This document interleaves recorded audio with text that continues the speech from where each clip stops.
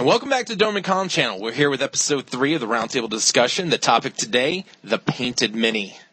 The experience of Warhammer 40k can be cleanly divided between two experiences, playing the game and the hobby aspect of assembling and painting. Painting miniatures can take an extremely long time depending on the swarm nature of your army and if you're trying to Golden Demon every gaunt. With all the products, services, and channels giving advice on the painting process, two armies facing off on the table can look extremely different. Did it again, different. Even if they're playing... Very different, yes. I'm moving on. I'm keeping that in there. Even if they're playing the exact same troops with the exact same codex. With me today is Natakue and John from WarGamePainting. Let's go ahead and take a look at our panel. First off, Natakue. What's up, everybody? This is Natakue from Hammer 40K. What's up? Hooah. And next, we got SolidSmurf. Yes. Hello. And last off, we have John from WarGamePainting. How's it going, guys? What do you guys think if I wore some pigtails? Nice. Nice. Like it, John.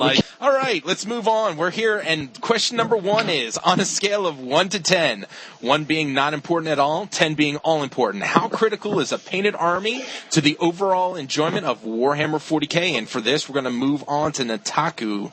Let's have your answer, man. I gave it a 6. If they're in the process, like I said before, if I'm facing off with an army and they're in the process of painting it and not all of it's done, everything's cool. I'm all cool and I can play with that army all the time. But if I constantly fight somebody and they don't have an army painted, then I have problems. So that's what I gave it. Sweet. Smurf, you're up, man. I'm going to give it a 2. Flat out. I mean, I'm a hardcore painter, but reason being, this hobby is for each one differently. You know, if you want to paint it, go for it. If you just want to be like, man, I just want to play with empty bases and play the Army of the Week, do that. But, you know, I'm going to have more respect for a player that has a painted army and whatnot. But do what you want.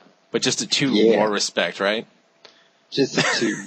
All right, John. What's your thoughts on this, my man? I gave it an 8 because personally, I find it a lot more enjoyable if both armies are painted.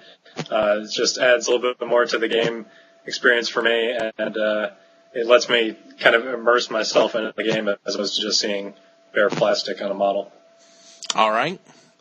And I give it I'm going to say a 4. And the reason I give it even that much is not because I care what the other army is painted necessarily that I'm going up against, but I can tell you that I get a bit of a rush when I see a fully painted Black Templar squad march across the field and saying, with a power fist, "Wapa! Eat it, buddy." You know, it's a good feeling watching a painted army move across the field. Continue discussion. I have to agree. Where you're at. Okay, go ahead.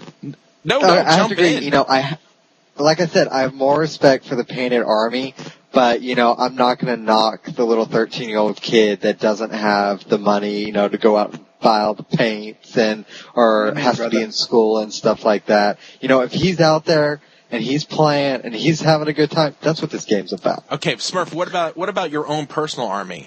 Does your number change if you're talking about, like, how much do you enjoy it when your army's painted? You know, I have a theory that a painted army performs better than an unpainted army. The dice just roll better. So, you know, Threat stripping and they'll get better. John, too.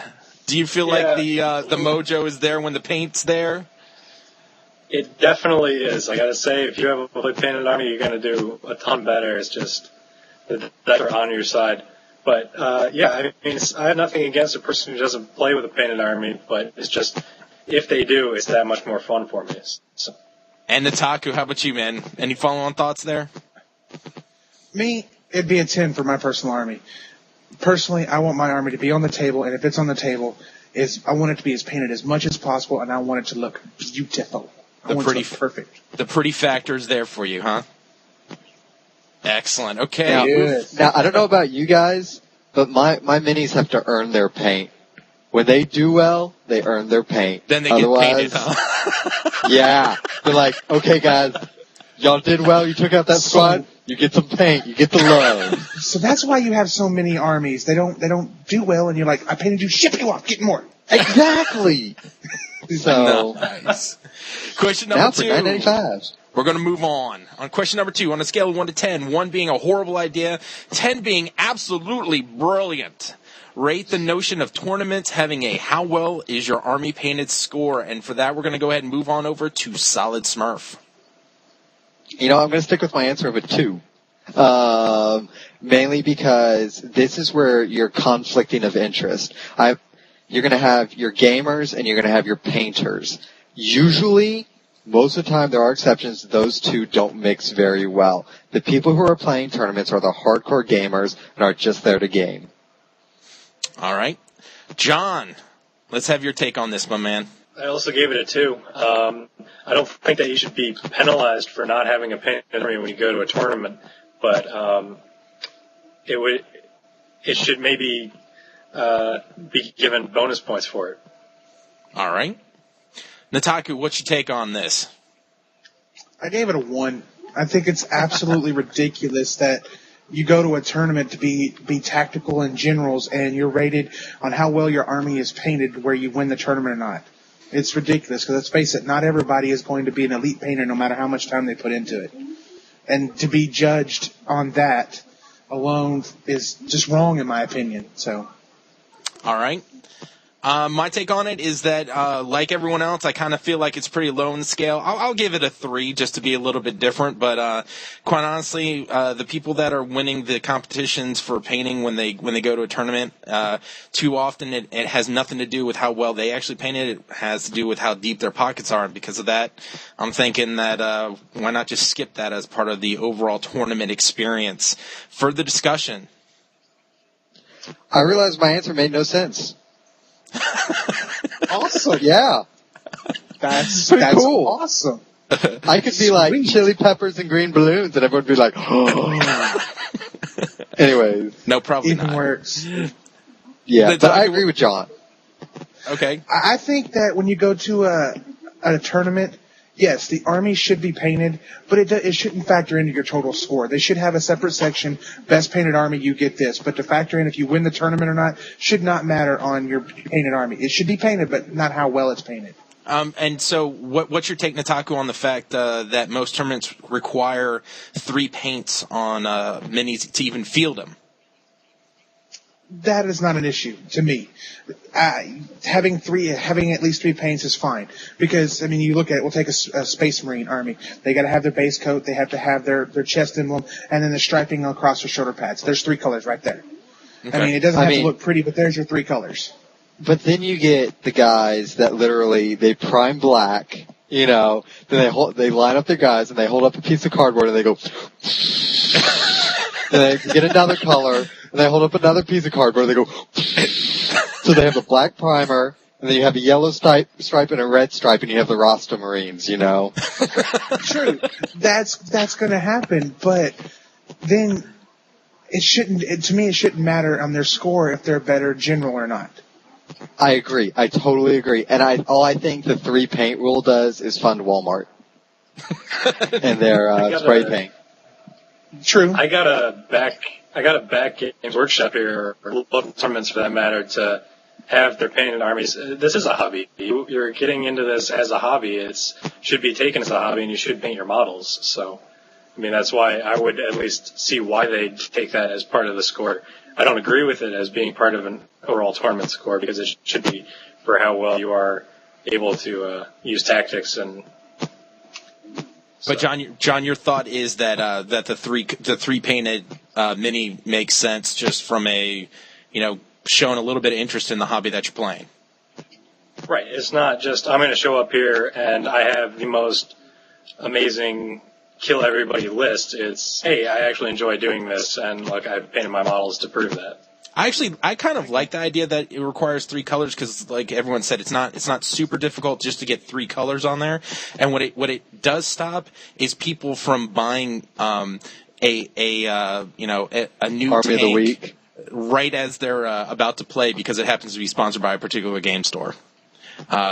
I don't know, Nice. just, hey, I looked up online. This army will always win. Let me buy one more tank. It's nice that there's a little bit of forethought into it.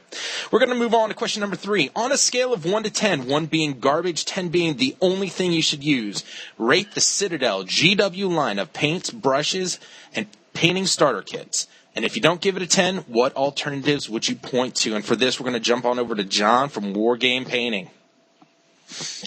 I gave it a 4. I mean, for most beginners, I would say, yeah, go for the Games Workshop paints because, if you open up your codex, it's got the colors in your codex, and you can paint your army to look like it is in the codex. But for more senior painters, I would have to recommend cheaper paints, or even find cheaper paints for that matter, just because you don't have to water them down. Okay. Natakue, we're going to jump on over to you, man. What's your take on it? I gave it a 5. Just based on personal opinion myself. There's always better ways to paint, in my opinion. If you don't like the GW line, in my particular case, I don't like it because it's too thick. You can always try different types of paints. You've got Reaper, you've got P3, you've got Apple, whatever they're, Walmart Applewood or whatever they're called. You can try those. Always be open to what paints you want to use, and you don't always have to stick to.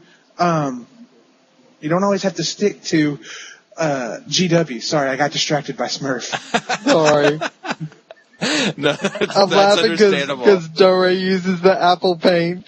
I haven't gotten to my answer yet, I'm like, Smurf. he does that. You're up. I'm gonna go for the hat trick and say a 2 because they make 2 things I like. They make the washes and they make the foundation paints, but I like Vallejo. I really like Vallejo. I like their dropper bottles because it gives a nice thing, and they also carry the old GW paints that aren't produced anymore. So it's good stuff. You don't have to do that. And now, my take on it is, I kind of think much along the lines of these guys. I'd give the GW line about a 4. It has there's a lot of references to the various colors that GW specifically makes, and for that, it makes it easy for a new person to get in there. But the paint cost and the fact that I accidentally leave a topper open and all of a sudden I just lost that paint color, which wasn't cheap to begin with. Continued discussion, fellas. Oh, well, yeah, I'm sorry. Hairball? Yeah, exactly. GW does make some good stuff. For a prime example is their washes. Okay, anybody who paints in a series of washes like I do will understand that the GW line of washes is unbelievable. The only complaint that I have about them is they don't have enough colors. But they do make some good stuff. But in general, in my personal opinion, I think it's way too thick of a paint because you always need to water your paints down. Right. Exactly. That leads to. No, go ahead. I'm sorry. I didn't mean to jump on everyone's conversation. Go ahead, John. I have to agree with Natakue on this one. You got to water down all your paints. I mean, when you spend the time to water down the paints, it's not worth what they're costing you because you have to it's like buying soda. You have to water it down. It's just not the same thing. So, and then another thing that I just absolutely rage against, is if I'm painting a model and I'm like, I ran out of this paint, and I have to drive all the way to my hobby store to pick up the paint, and I go and find out Games Workshop discontinued the color.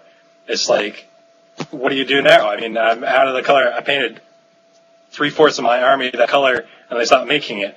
Now what do? I have to go mix the paint, so. Exactly, and that leads into my reason for not liking it, because they say, you can just mix it. Well, it's so hard to get an exact count of 4 parts this, 3 parts that out of the pots, because you're having to measure drops on the end of your paintbrush and be like, hey, get my kitty cat to swat just the right amount of paint into it, and it's just ridiculous. What I do works. Oh, I'm sorry, Smurf. I didn't. This is why I like Vallejo and Reaper, because you have these droppers, and you're just 3 drops this, 2 drops that, and I have my color. It's an exact science. And it works very well if you buy the empty droppers, and then you pour your game. If you do use some Games Workshop paints, pour them into the empty droppers, and it works very well. Because there are some colors that I do use. I got to say that, like Smurf called me out, I'm a big fan of the Apple Barrel 50-cent paint. I got to water it down like crazy. There's nothing wrong with it, though. Between, 19 colors of Apple Barrel and a 4-pack of the little easy grip paint brushes at Michael's, I've now spent about $15, and I've got an entire army painted, 3 armies painted, because the bottles of Apple Barrel paint, about this big. GW, about this big, once you seal it, it's all good. Yeah. Well, even with like Reaper and Vallejo paints, they come in a 17 milliliter bottle. GW comes in a 12 milliliter. So you're actually getting more paint for the same price with Reaper and Vallejo. Just throwing it up there. And Reaper has the Triad series. Yes, the Triads are cool. Yep, see, look at that. So, look at that. You go, John. Yeah, Apple Barrel, baby. What is that? That's Apple Barrel. Okay, we're going to go ahead and wrap up this. This will be part 1 for the discussion. And